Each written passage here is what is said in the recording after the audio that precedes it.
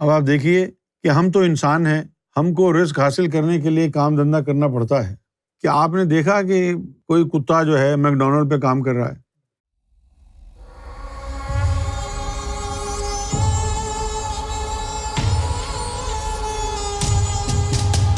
رزق کیا ہے اور کسے کہتے ہیں؟ رزق جو ہے دو طرح کا ہے، ایک ظاہری رزق ہے اور ایک باطنی رزق ہے۔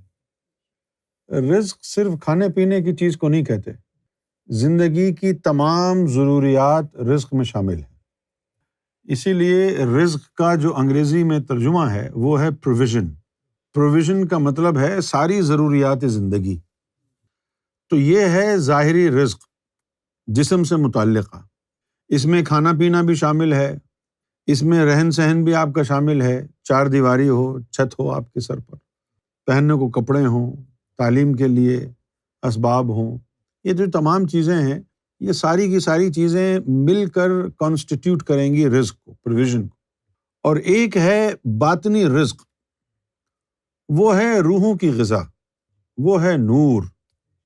تو یہ دو طرح کا رزق ہو گیا۔ یہی وجہ ہے کہ قرآن مجید میں آیا، اللہ تعالیٰ نے فرمایا کہ جب کوئی بندہ میرے ذکر سے اعراض کرتا ہے یا ذکر سے غفلت اختیار کرتا ہے تو میں اس کا جو رزق ہے وہ تنگ کر دیتا ہوں۔ اور اس کے بعد کہا کہ جو میرے ذکر سے اعراض اور کنارہ کرتا ہے، دنیا میں کیا ہوتا ہے اس کے لیے کہ اللہ تعالیٰ اس کی معیشت یعنی اس کا جو رزق ہے اس کو تنگ کر دیتا ہے، اور آخرت میں کیا کرے گا کہ اس کو آخرت میں اندھا اٹھائے گا۔ اچھا، اب ذکر سے آراز اور کنارہ کرنا کیا ہے؟ ذکر سے آراز اور کنارہ کرنا کا مطلب ہے اس کو چھوڑ دینا، بالکل یکسر چھوڑ دینا۔ کیا ایسا ممکن ہے کہ کوئی مسلمان نماز تو پڑھے لیکن کہے اللہ کا ذکر نہیں کروں گا، ذکر کو چھوڑ دے؟ ایسا نہیں ہے۔ تو پھر یہ کون سے ذکر کی طرف اشارہ ہے؟ یہ ذکر قلبی کی طرف اشارہ ہے، یہ روحانیت کی طرف اشارہ ہے کہ جنہوں نے اپنی یہ جو روحانی جو ان کا جو سلسلہ ہے روحانی، اس کو کسی دباؤ میں آ کر یا مشکل کے پیش نظر اس کو ترک کر دیا، اس کو چھوڑ دیا، تو اس کا رزق تنگ ہو جائے گا۔ کون سا رزق تنگ ہوگا؟ باطنی رزق تنگ ہوگا۔ اب اگر اس کا اشارہ ظاہری رزق کی طرف ہوتا تو دنیا میں جو بھی اللہ کے ذکر سے اعراض و کنارہ کرتا وہ بینکرپٹ ہو جاتا۔ لیکن ہم نے دیکھا یہ ہے کہ زیادہ سے زیادہ جو بڑے سے بڑے امیر لوگ ہیں وہ سارے کافر ہیں، جو اللہ کو مانتے نہیں، ذکر کرنا تو دور کی بات ہے۔ لیکن ان کے پاس اتنا پیسہ کہاں سے آیا؟ اگر اللہ کا ذکر نہ کرنے سے آپ کو تنگی آتی ظاہری رزق میں، تو پھر یہ جو لوگ ہیں ایلان مسک جیسے لوگ، ان لوگوں کے پاس تو پھر پھوٹی کوڑی بھی نہیں ہونی چاہیے تھی۔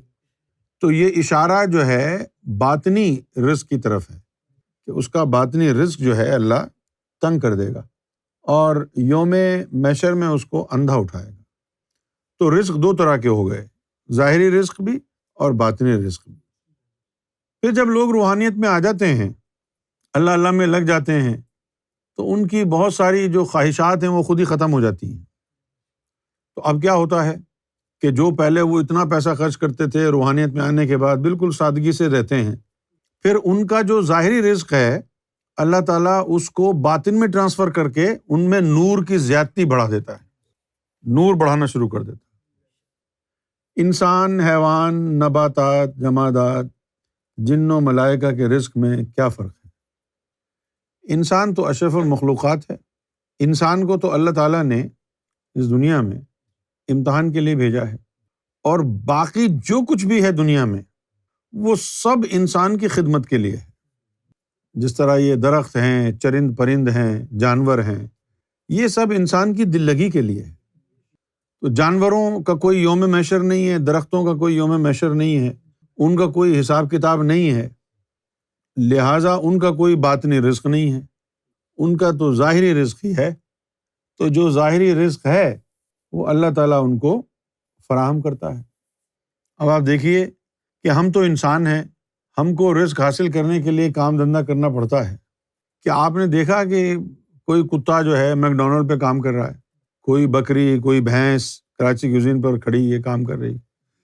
تو یہ جو جانور ہیں، جمادات، جن و ملائکہ، یہ سب جو ہے ان کا کوئی حساب کتاب نہیں ہے، نہ ان کا کوئی امتحان ہے۔ جو بھی ان کی غذا ہے، جو بھی ان کا رہن سہن ہے، وہی ان کا رزق ہے۔ آپ دیکھیں گے کہ کسی پرندے کو، کسی جانور کو، کسی درخت کو کمانے کے لیے کہیں جانا نہیں پڑتا، جائے بھی تو کیسے؟ جیسے کتے ہیں، بلیاں ہیں، آپ نے کبھی سوچا ان کے اوپر بھی موسم کا اثر ہوتا ہے؟ کتوں کا، بلیوں کا، جانوروں کا کوئی گھر نہیں ہوتا، اللہ تعالیٰ پھر ان کی دیکھ بھال کرتا ہے نا، کیونکہ کتوں کو، بلیوں کو، بھینسوں کو، گائے کو، اونٹ کو کبھی یہ ذہن میں آتا ہے کہ یار میرا تو کوئی گھر ہی نہیں ہے، چلو ہم کسی سے گھر بنوا لیں؟ نہیں آتا نا یہ خیال۔ تو پھر ان کا ذمہ کس کے ہے؟ اللہ نے اپنے ذمے لیا ہے ان کا خیال رکھنا، ان کو رزق پہنچانا۔ قرآن مجید میں آیا ہے کہ اللہ تعالیٰ وہ ننھے سے کیڑے کو جو پتھر کے بیچ میں رہتا ہے، اس کو بھی اللہ وہاں رزق پہنچاتا ہے، کیونکہ یہ اللہ کی ذمہ داری ہے اور اللہ تعالیٰ اپنی ذمہ داری پوری کرتا ہے۔ حمل میں ٹھہرے ہوئے بچے کو رزق کیسے دیا جاتا ہے؟ اسی طرح جس طرح حمل میں ٹھہرے ہوئے بچے کی پرورش ہوتی ہے، اس کی گروتھ ہوتی ہے، وہ ایک چھوٹے سے قطرے سے گوشت کا لوتھڑا بنتا ہے، پھر گوشت کا لوتھڑا بننے کے بعد اس میں جب مختلف روحیں آتی ہیں اللہ کی طرف سے، تو پھر اس کی شکل اور صورت بنتی ہے۔ وہ سب کہاں سے بن رہی؟ اگر اس کے اندر روح جمادی نہ آئے تو وہ کبھی بھی گوشت کا لوتھڑا نہ بنے قطرہ۔ اگر اس میں روح نباتی نہ آئے تو کبھی بھی اس کے اندر گروتھ نہ ہو، جتنا بڑا گوشت کا ٹکڑا ہے اتنا ہی رہے۔ روح جمادی نے آ کر اس قطرے کو ٹھہرا دیا، گوشت بنا دیا، روح نباتی نے آ کے اس کی پرورش کی، پھر 6 مہینے کے بعد اس میں روح حیوانی آتی ہے، اس کی شکل صورت بن جاتی ہے۔ اب اس کو رزق کہاں سے ملے گا؟ اس کی گروتھ اور پرورش کہاں سے ہو رہی ہے؟ ماں کے پیٹ سے۔ ماں کا جو خون ہے وہی بچے کے باڈی میں جا رہا ہے، وہی اس کا رزق ہے۔ تو ماں کے وجود سے بچے کی پرورش ہوتی ہے، ماں کا خون بچے کو لگتا ہے اور وہی اس کا رزق ہے۔ جسم کو مکمل ہونے میں 8 سے 9 مہینے لگ جاتے ہیں۔ نہیں، یہ تو ایسے ہی کہتے ہیں، کچھ بچے 7 مہینے بعد بھی ہو جاتے ہیں۔ 6 مہینے میں بچے کا جسم مکمل ہو جاتا ہے، لیکن پھر جو ہے اس کی ہڈیوں میں مضبوطی آنے کے لیے، اس کی صحت بہتر ہونے کے لیے اس کو کم سے کم 8-9 ہفتے چاہیے ہوتے ہیں بچے کو، اس لیے وہ ماں کے پیٹ میں رہتا ہے۔ رزق کا تعلق روح سے ہے یا پھر جسم سے ہے؟ رزق کا تعلق روح سے بھی ہے، روح کا اپنا رزق ہے اور جسم کا اپنا رزق ہے۔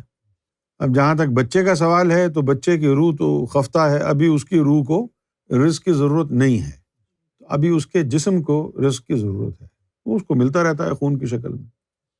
پھر جب وہ پیدا ہو جاتا ہے تو وہ جو ٹیوب اس کو لگی ہوتی ہے ماں کے پیٹ والی، پیدا ہونے کے اوپر وہ کاٹ دی جاتی ہے، تو اب ماں کی طرف سے اس کو رزق نہیں ملے گا، لہٰذا اب اس کو آپ دودھ پلاتی ہے ماں، یا اس کو فارمولا پلاتے ہیں پاؤڈر والا ملک، تو رزق ٹرانسفر ہو جاتا ہے۔